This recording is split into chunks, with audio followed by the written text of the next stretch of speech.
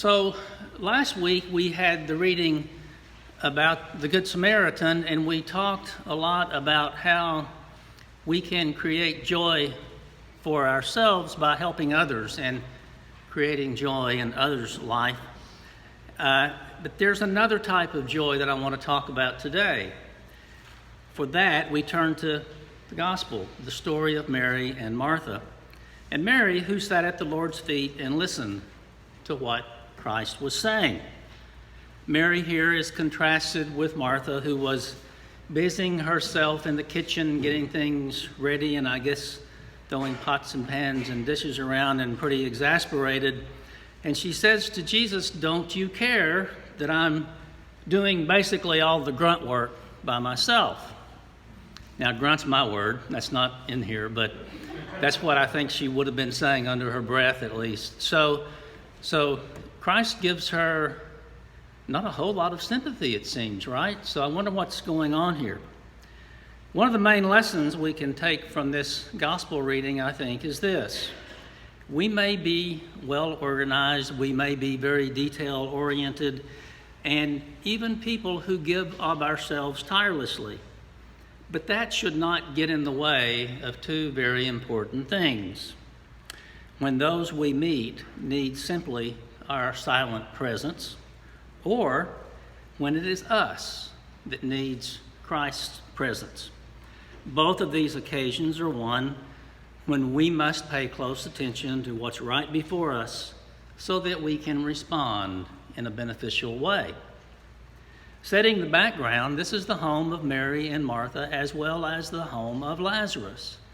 Luke does not talk about Lazarus in this gospel, but John talks about Lazarus, and you may remember that Lazarus is the brother of Mary and Martha, whom Jesus raised from the dead. But in John's gospel, you remember this narrative. As soon as Jesus arrived in Bethany, which is here at the home of Mary and Martha, he went to raise Lazarus. So I'm assuming that Lazarus is at least somewhere nearby, even though Luke does not mention. But imagine that. Lazarus has been dead, and now he's here to eat dinner. He's going to have some dinner. But that also suggests that this meal itself is a very interesting one. It is something that we would ask ourselves this question if we were there. Who is this Jesus who is able to raise someone from the dead? Lazarus is alive, and we are in the presence of the one who raised him. Maybe we should just all sit together and not prepare dinner. Maybe we should order in. So I wonder, how come Mary got the message and Martha didn't, right? And I'm not sure the answer to that question, although I think it could be this. Jesus is not scolding Martha for being busy or for being ugly or non-hospitable. I think he may be telling Martha, do not be so worried. Do not be so distracted. Do not take yourself so seriously. Both Mary and Martha are faithful servants and friends of Jesus, and he came to their home, and Martha stayed busy with something else. Martha is so busy worrying about how the meal will turn out that she does not really see what's right in front of her, that Christ himself is there to be with. In this day and age, in our times, we are all know too well about being worried and distracted about all the things that we have to accomplish, and we're busy, and we say it all the time. When someone comes up to me, "How are you?" "Well, I'm fine, but I'm busy." We all want to talk about how busy we are, and we are. So it seems like it's sort of a badge of honor to be talking about how busy one is all the time. Maybe it just makes us feel important, and perhaps it's true that we're busy. It's almost as if it has become normal to stay busy and distracted from morning until night. I have been a chaplain at Greenwich Hospital for about the past 6 years, and I often sit with people as they are dying. It is really a holy privilege to hear people reflect on their lives and to think about eternity and to think about the meaning of their lives. But I can tell you that no one has ever told me on their deathbed that they regret having left some dirty dishes in the sink. No one has told me, Father Mike, I wish I would have worked more or gone to more boring meetings. No one has ever told me they wish they would have spent more time on social media or watching television. I have had people tell me they wish they had spent more time with family and friends and more time with God. So the story of Mary and Martha is our story, isn't it? It is the story of choosing between being worried and distracted and fearful by a million different things, or saying no to worry and distraction so we can sit at the feet of the Lord. Mary chose what Jesus calls the better portion that day, and we can too. The Lord's promise to us is the same as his promise to Mary. It's okay for you to say no to the world sometimes and choose your own better portion. You deserve too to sit at Jesus' feet. That is a choice we are allowed to make, and it may not be taken away from us unless we allow it to be. Allow Jesus to show us who he is. We may be surprised by the joy that is created there in his presence. While you're at home, you think of all the work you have to do that's unfinished at the office, and your heart is torn. If you're thinking about work when you're home and thinking about home when you're at work, you can't really enjoy much of any aspect of your life, can you? Doing your best to be fully present in the moment is the way to live a rich life. Worry will shock the joy out of any situation. It's hard not to worry. It comes naturally for most all of us. But Jesus asks us, can any of you, by worrying, add a single hour to the span of your life? I would suggest that modern medicine tells us otherwise.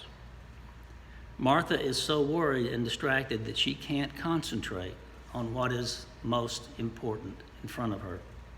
Hearing what Jesus has to say during his short time on earth is the main thing at that moment. Maybe the meal can wait. This text has often been a problem for some Christians because sometimes it makes people upset at Jesus for being a little bit rude, perhaps, or maybe even ungrateful that Martha is working so hard to prepare a meal for him. Someone really did have to fix the dinner that day for Jesus, didn't they? The dinner wasn't going to cook itself. Things have to get done. Didn't Jesus know that? I think he did. I think Jesus knew that. I think Jesus was very much in favor of offering hospitality. The gospel lesson from last week tells us that. Jesus was trying to show how very important it is to take care of others. He was not saying you shouldn't fix dinner or do chores. He wasn't saying that quiet contemplation at his feet should take the place of serving others. But priorities do matter. I suspect that if Martha had asked Jesus if he wanted her to cook a meal, he probably would have told her. Since he was on his last little part of his trip toward Jerusalem to meet his crucifixion, he might have told her he wasn't that hungry. He just wanted to be with her. I was at a retreat a couple of years ago up at Holy Cross Monastery up on the other side of the Hudson River, about an hour away, and I was in the study group, and we were pondering this passage. And we talked about how Jesus says, Martha, Martha, you are worried and upset about many things, but few things are needed, or indeed only one. We talked about the fact that all of us are being asked to show a single-minded, intense, unbalanced devotion to the Lord. We are called to sit at his feet and listen to him, and then to go out and be his eyes and lips and hands and feet in the world. But we are called to do it not out of a sense of duty, but out of an abundance of love and joy and gratitude.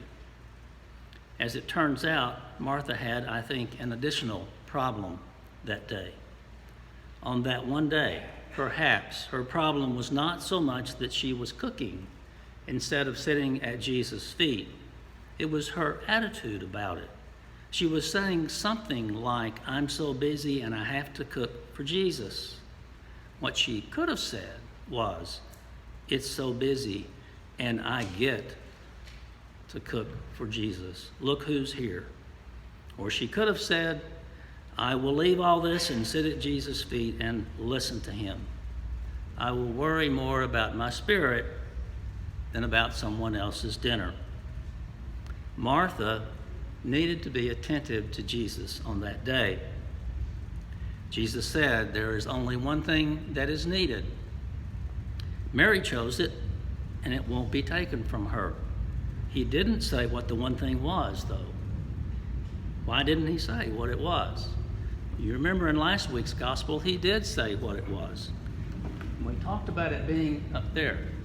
Love the Lord your God with all your heart and with all your soul and with all your mind, and love your neighbor as yourself. That is the one thing. But it's really two things, isn't it? Love the Lord your God and love your neighbor. But wait, before you decide not to buy that, there's a bonus here. You get to love yourself as well. And they all go hand in hand. So I think that perhaps Martha was not remembering all of the elements of these two great commandments that Jesus spoke over and over and over. So this story is not about adding one more thing for you to worry about. It's about encouraging you to concentrate your life and your attention on what is truly important. This story is not about judgment of Mary. I think it's really about grace. You are being given permission to say no.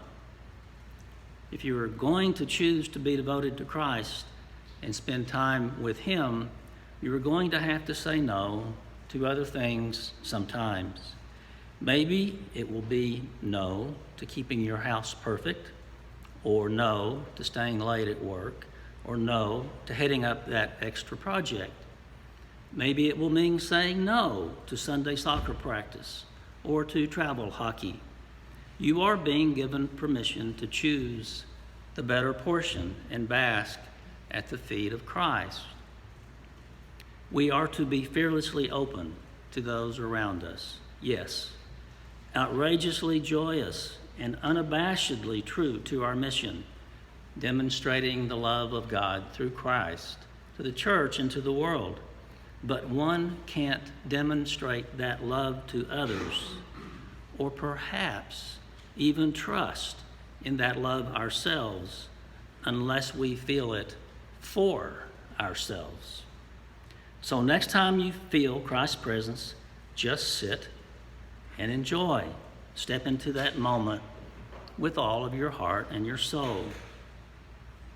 We do share Jesus with the world, but we cannot forget that we need and can get our part of him also.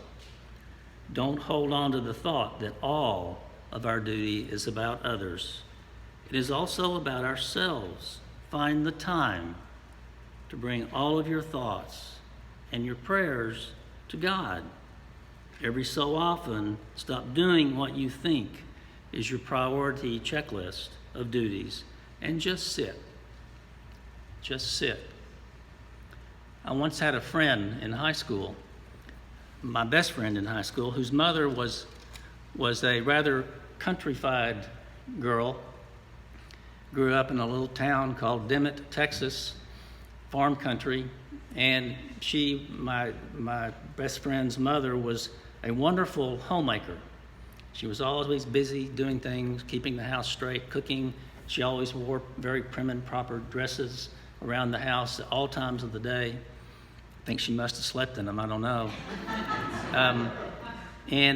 But sometimes she would go sit on the back porch and just had a little rocking chair, and she would sit, and she would sit. And one time I asked her name was Baclav, Juanita Baclav, it was a Czechoslovakian name. And I said, what do you do when you come out here?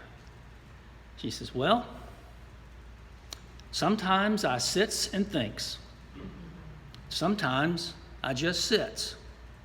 I think I like it better when I just sits.